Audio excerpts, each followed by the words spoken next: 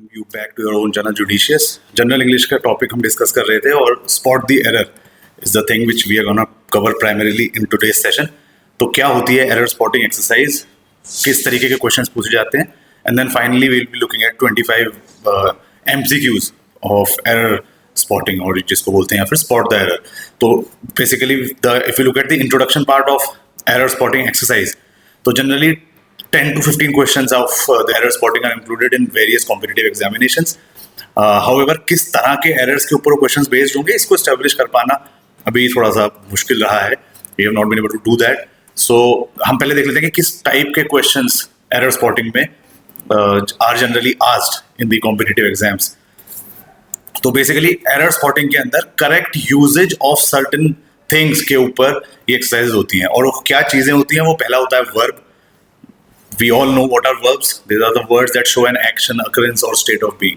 तो verb के correct usage को लेकर error spotting की exercise हो सकती है. फिर noun. Noun we all know is a word that is the name of something, as if a person, animal, place, thing, quality, idea or action. और इसको जो एक sentence में इसका usage होगा, correct usage, उसके ऊपर ये error spotting exercise based हो सकती है. Then there is pronoun. Again, it is a word that is used instead of a noun or a noun phrase. For example, I, he, him, you, we, etc. तो इनके correct usage के ऊपर error spotting के questions based हो सकते हैं. फिर articles जो हमारे होते हैं a and the, तो इसके correct usage के ऊपर error spotting में questions करे जाते हैं. Then participle, that is a word derived from a verb and used as an adjective. For example, a crying baby had a wet diaper. Then adjective, words that describe the qualities or states of being of nouns. Example, silly, yellow, fun, fast. या फिर अगर quantity wise बात करें तो many, few, millions, 11, etc. इन सब के ऊपर. और last है adverb. It is a verb that modifies or describes a verb, an adjective, another adverb, or even a whole sentence. So these are basically the 7 types of things on which the correct usage of which is focused whenever an error spotting exercise is carried out. So basically, sound knowledge of English grammar is essential to solve these error spotting exercises. अगर English grammar की अच्छी knowledge नहीं है, then solving such error spotting exercises might prove to be a tedious task. So looking at the MCQs of error spotting, instructions क्या आते हैं, कुछ ऐसे रहते हैं कि in the following questions, some of the sentences have errors and some have none. ठीक है, मतलब कुछ में एरर्स हैं, कुछ में ऐसे भी हैं कि एरर नहीं है. So we have to find out which part of a sentence has an error. उस सेंटेंस के किस पार्ट में एरर है.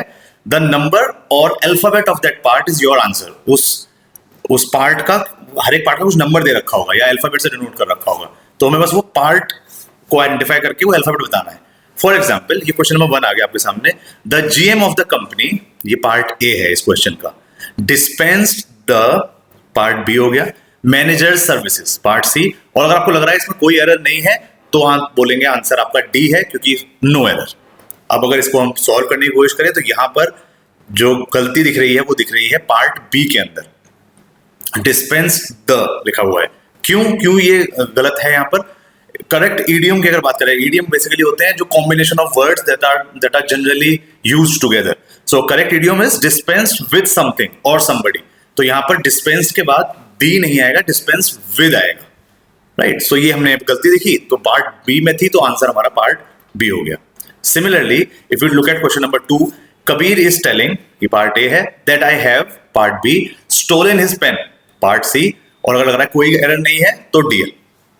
अब हम पहले पढ़ चुके हैं, हमने डायरेक्ट से इनडायरेक्ट भी करा हुआ है, सारी चीजें देखी हैं. तो कबीर इज टेलिंग, ये पार्ट में मुझे गलती लग रही है, आंसर नंबर ए. क्योंकि after the verb tell there should be an object. ये हम पहले देख चुके हैं, उसका मैं लिंक यहाँ पर आपको शेयर कर दूंगा. तो हम क्या करेंगे, या तो ये कबीर इज टेलिंग की जगह या तो कबीर सेज या कबीर इज सेइंग आएगा, या फिर ऑब्जेक्ट ऐड करना पड़ेगा. Kabir is telling me that I have stolen his pen, ये हम पहले पढ़ चुके हैं. लिंक मैं यहाँ पर आपको साथ इसके लिए शेयर कर दूंगा.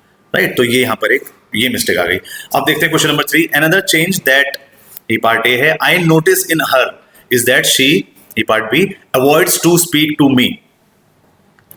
ठीक है. अब ये करेक्ट यूजेज का थोड़ा मामला है. पार्ट सी में यहां पर गलती है, क्योंकि यहां पर speaking with me, she avoids speaking with me आएगा in place of she avoids to speak to me. Correct usage ज्यादा जो बेटर इस सेंटेंस को बनाता है वो है speaking with. Question number 4, there is renewed sense, part number A, of urgency in, part number B, completing the project.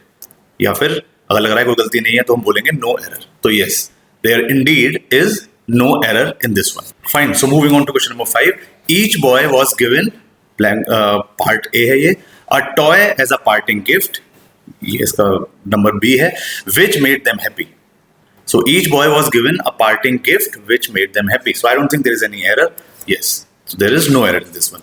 Talking about question number 6, one of the state in which there was a severe drought last year is Maharashtra. या फिर no error तो part D है, तो ऐसा नहीं है, one of the state लिखा हुआ है। आंसर नंबर ए में ही गलती यहां पर दिख गई, क्योंकि replace state by states। क्यों? क्योंकि as one of will be followed by a plural word, जबकि स्टेट यहां पर एक सिंगुलर वर्ड है, तो स्टेट को हटाकर स्टेट्स कर देंगे तो हमारा करेक्ट हो जाएगा। ये हमने गलती फाइंड आउट कर ली। Talking about question number 7, the stock was divided among the two brothers, या फिर नो एरर। तो इसमें the stock was divided among the two brothers, गलती यहां पर दिख रही है पार्ट नंबर बी के अंदर, क्योंकि हमें अमंग की जगह बिटवीन लिखना है। क्योंकि सबसे कॉमन यूज जो होता है ना अमंग का, वो तब होता है जब कोई चीज ग्रुप में या सेवरल, फ्यू या बहुत सारी चीजें हों। यहां पर बिटवीन का जो कॉमन यूज है वो ये है कि जब किन्हीं दो चीजों के बीच में या दो ग्रुप्स ऑफ थिंग्स के बीच में चीज डिवाइड हो रही होती है। यहाँ पर टू ब्रदर्स के बीच में स्टॉक डिवाइड हो किया जा रहा था, तो अमंग की जगह जो है कॉमन यूज जो होगा वो बिटवीन का आएगा, तो इसलिए आंसर बी रहेगा यहाँ पर। Question number 8, I will try to be on time but don't worry when I am late. Option D बोलता है नो एरर, तो इसमें सिंपल है, I will try to be on time, मैं टाइम से आने की कोशिश करूंगा, but don't worry when I am late, मगर आप परेशान मत होना जब मैं लेट आऊं। नहीं, आंसर नंबर इसकी जो एरर है वो बी में है। वो ये नहीं बोलेगा कि जब मैं लेट आऊं तो परेशान मत होना, वो बोलेगा कि अगर मैं लेट आता हूं तो आप परेशान ना हो। तो व्हेन की जगह हम इफ का यूज करेंगे। Then we have question number 9, that summer elections were held at many a place without any untoward incident, या फिर नो एरर। तो यहां पर क्लियर दिख रहा है held at many a place की जगह पर गलती हमारी पार्ट बी में है। Replace many a place by many places, अब लॉजिकल बन जाएगा, that summer elections were held at many places, बहुत जगह पर है। मैनी के लिखने के बाद सिंगुलर लिख रहे हैं वो प्लेस, तो ऑटोमेटिकली इनकरेक्ट है, plural sentence, plural word use करा जाएगा। Question number 10, one should respect religious beliefs of others as much as his owns, या फिर नो एरर पार्ट डी। तो इसमें गलती है पार्ट सी के अंदर, क्योंकि रिप्लेस ओन्स को ओन्स की जगह ओन आएगा, क्योंकि यहां पर बात करी जा रही है अपने खुद के रिलीजियस बिलीफ के बारे में, कोई मल्टीपल या कोई प्लूरल का यहां पर स्कोप ही नहीं है। तो as much as his own would be right. Talking about question number 11, my younger sister is much smarter than me, या फिर नो एरर। इसमें थोड़ा फॉर्मल और इनफॉर्मल इंग्लिश के यूजेज के ऊपर इसका आंसर है। Replace than me by than I, क्योंकि I is more correct in formal English but me is acceptable in informal English. तो मैं इसको, क्योंकि हम एक पढ़ाई कर रहे हैं यहाँ पर, फॉर्मल इंग्लिश में मानता हूँ, तो इसलिए हम देन मी की जगह देन आई करेंगे। Then we have question number 12, the salesman tried to sell me a solar water heater but I already have one. So I don't think there is any error in this. So that's why answer is going to be D. Question number 13. It was suggested by the doctor that the patient should be taken care. लग रहा है ना कुछ missing है यहाँ पर? Yes, वही हमारा आंसर है। आंसर सी में मिस्टेक है और यूज ऑफ भी आएगा। हम यहाँ पर taken care of, the patient should be taken care of यहाँ पर मिसिंग था, इसलिए एरर है। फिर है question number 14. All the members of the board are kindly requested to appear in the next meeting, या फिर no error.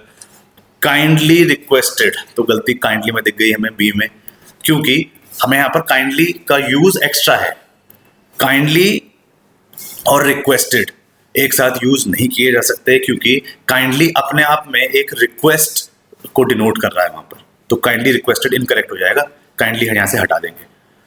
Question number 15, Pakistan support to the terrorist of India should be universally condemned by all. अब यहां पर गलती दिख रही है हमें पार्ट डी में, क्योंकि बाय ऑल को हटाना यहां पर जरूरी है क्योंकि उसका यूज सुपरफ्लुअस तरीके से हो रहा है। सुपरफ्लुअस मतलब कि एक्स्ट्रा, जरूरत से ज्यादा।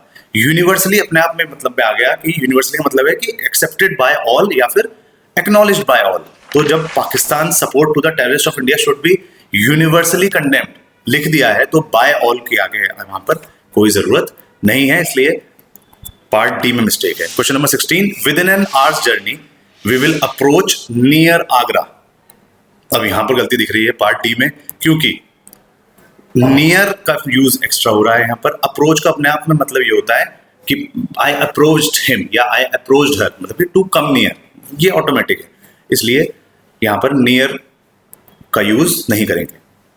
Question number 17, a moment delay would have proved costly in this situation, या फिर no error. A moment delay नहीं होगा, पार्ट ए में गलती है। अ मोमेंट्स डिले, एक पल की देरी, राइट? तो इसलिए मोमेंट्स अपोस्ट्रोफी एस लगेगा, मोमेंट्स डिले। फिर है question number 18, scenes from the film had to be censored before it was released, या फिर नो एरर। गलती आपको दिख रही होगी, पार्ट बी में है, क्योंकि सेंसर वर्ड है, इसका मतलब होता है to criticise somebody severely, replace. अब यहां पर हम सेंसर्ड को हटा के सेंसर्ड करेंगे। सेंसर जो मूवीज में देखते हैं हम, to remove the part of a book, film और movie etcetera that are considered to be offensive, immoral और political threat. So correct word censored होगा, ना कि SCENSURE, right? Question number 19, Mrs. Pratap being a good teacher, she has been selected for the national award, या no error।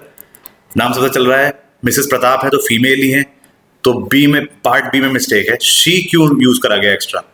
She का use यहाँ पर extra है, जरूरत से ज्यादा है, इसलिए शी हैज बीन नहीं रहेगा, हैज बीन सेलेक्टेड हो जाएगा। मिसेस प्रताप ऑलरेडी पता चल रहा है शी इज अ फीमेल, तो Mrs Pratap being a good teacher has been selected for the national award, ही करेक्ट रहेगा, इसलिए आंसर है इसका बी।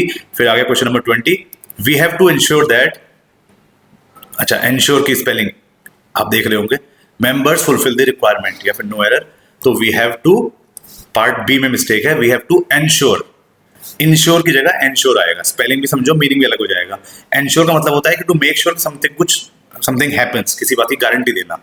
इंश्योर का मतलब होता है इंश्योरेंस पॉलिसी से इसका रिलेशन है, तो यहां पर स्पेलिंग इंश्योर नहीं होगी, एंश्योर आएगा। Then question number 21, she is confident to win the gold medal this time, या फिर no error। पार्ट बी में गलती है, प्रीपोजिशन ऑफ यूज्ड होता है कॉन्फिडेंट के साथ, इसलिए हम टू विन जो लिखा हुआ है की जगह आ जाएगा of winning the gold medal. She is confident of winning the gold medal this time. Question number 22, of the billions of stars in the galaxy how much are suitable for life, और या फिर no error, part D. अब ये बताओ stars जो हैं countable हैं कि नहीं? बिल्कुल है, right?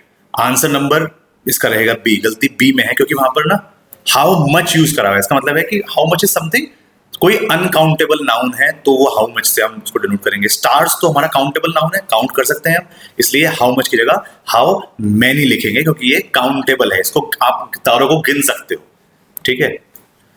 Then question number 23, Americans are accustomed to drinking coffee with their meals. I think it is absolutely fine. There is no error. Second last question, he was too tired that he could not cross the street even with the help of a supporter. या फिर no error है। He was too tired. वो बहुत थका हुआ था, इसलिए वो सड़क को क्रॉस नहीं कर पाया सपोर्ट के साथ भी। इससे बेटर ये रहेगा, आंसर नंबर ए में गलती है, टू की जगह सो, वो इतना थका हुआ था कि वो सड़क क्रॉस नहीं कर पाया, ठीक है। तो इस आई होप समझ रहे होंगे आप, टू का मतलब है कि बहुत ज्यादा थका हुआ था इसलिए क्रॉस नहीं कर पाया, नहीं, इतना थका हुआ था कि स्ट्रीट क्रॉस नहीं कर पाया सपोर्ट के होने के बावजूद, तो यहां पर हम सो यूज करेंगे इंस्टेड ऑफ टू।